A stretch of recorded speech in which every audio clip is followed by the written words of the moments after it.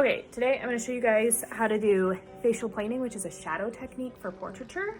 I'm teaching you the version that I taught myself, so you could probably find a more technical video, but this works and this is what I've been doing for a long time. So what we're going to make is this self-portrait of me. That's what a self-portrait is.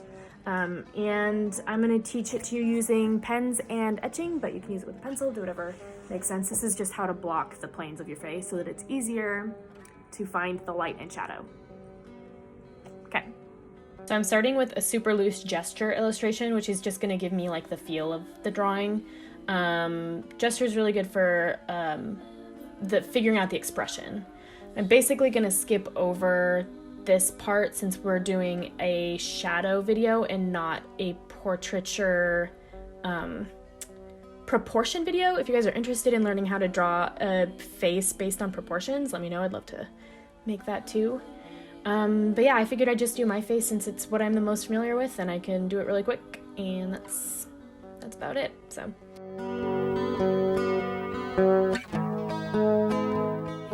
right now is identifying the shapes in my face. So right here I'm going to add the photo that I'm looking at so you guys can see what I'm seeing when I'm blocking out these lines and these shapes. And it's basically just separating where the light changes in my face, which kind of makes it look like a puzzle. So before this turns into a drawing, well, I mean, it's already drawn. Before it turns into the finished piece, it's going to look a little funky. It's going to look like not cubism, but look, it's gonna look like a puzzle. It's gonna look like a mosaic, but it's gonna come together. But blocking it out like this, it just really shows you where the light is based on the subtleties of the photo. Like, you really have to look and find them, but this kind of breaks it down a little bit easier.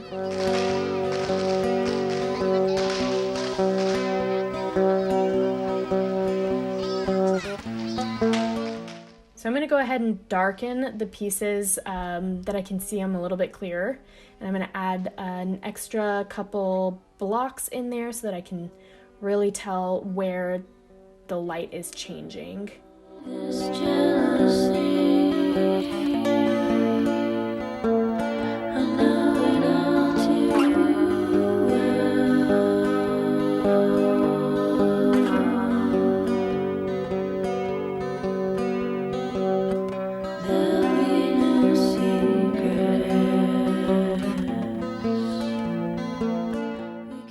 Okay, so now that I have a lot of my pieces blocked in, I'm going to go ahead and shade in, like color in the darker parts so that I can see extra where it's going to be.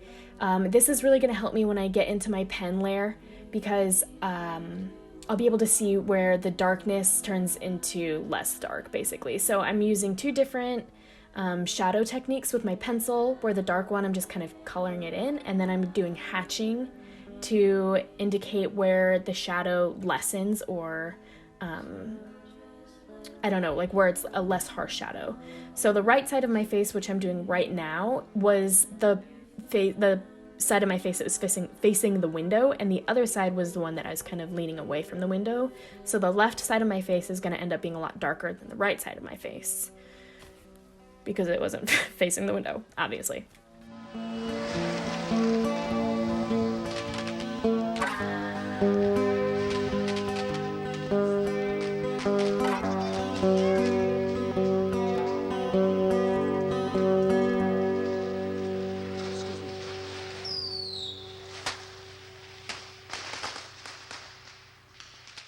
I'm going to be using Copic pens for this video. These are my new favorites. I've used them a couple times. This is just going to create like the more stylistic approach. Again, if you guys are more comfortable with graphite, you can do the same thing with graphite. If you're not a pen person, that's totally fine. I'm not here to judge you. I'm just here to show you how I change shadows.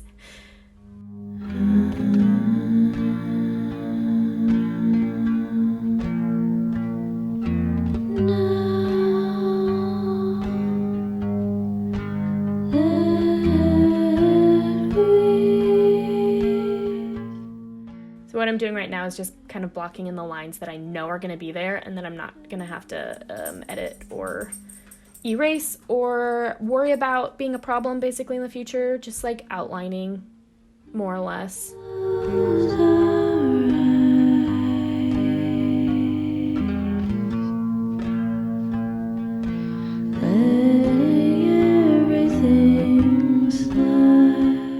Alright, so I'm switching to a thicker pen for the darker shadows.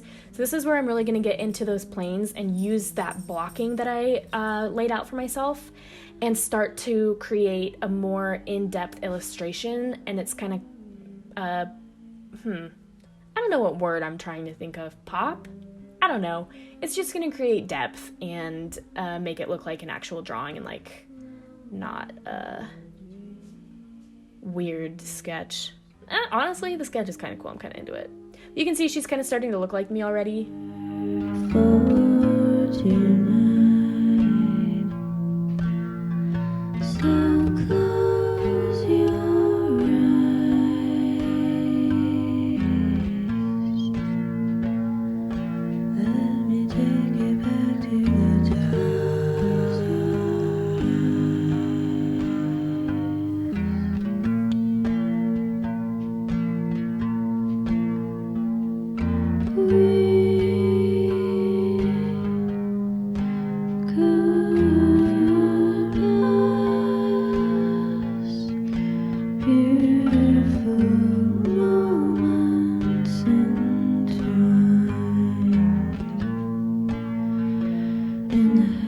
So I'm going to take this one that is slightly smaller. It's a 5/0. The last one was a 7/0.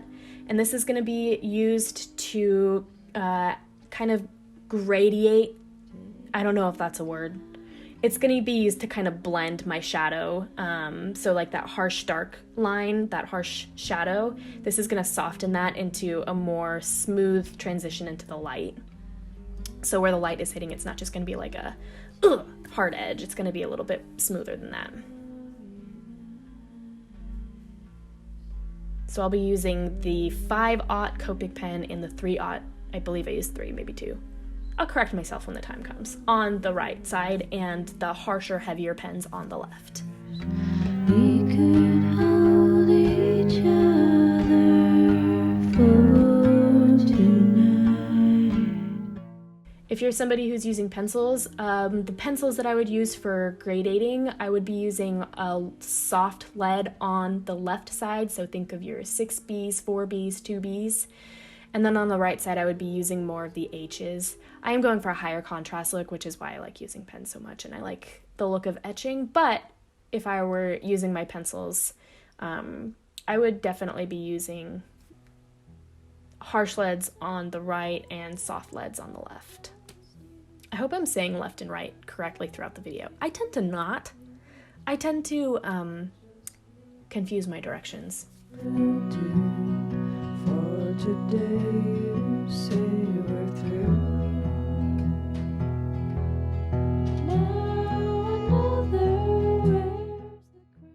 Alright, so here we are. We're gonna create the shadow on my forehead using little tiny lines that kind of are gonna become more sparse throughout.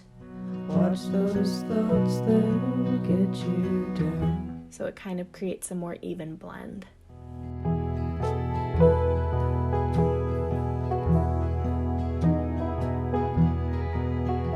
I did a line drawing like this of my grandma for my mom for Christmas, and my grandma thought that all of the lines were supposed to be wrinkles, and she was offended by my drawing of her. I thought it was lovely. Dolly did not.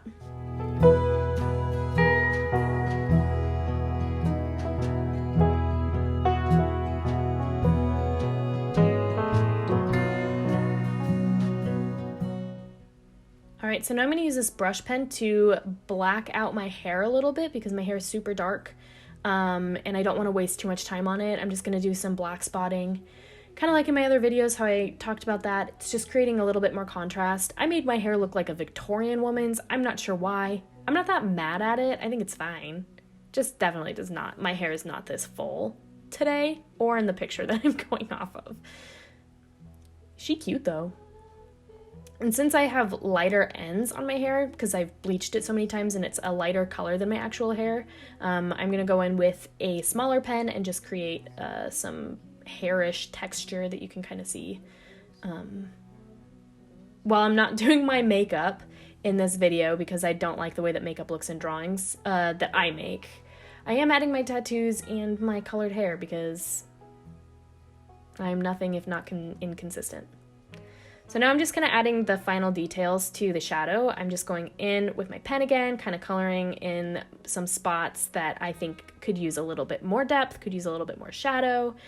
Based on the picture, I've erased the lines of the planes, and now I'm just strictly going off the photo and what looks most natural.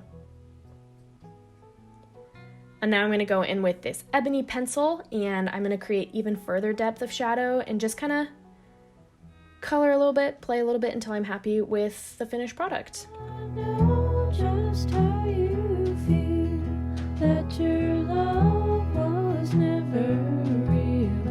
Yes, to you I don't appeal, so let's just Well, and there she is, folks. I'm glad that we could use those facial planes to guide my shadows. At the end, I kind of tend to look more like the photo for more natural shadow, I suppose.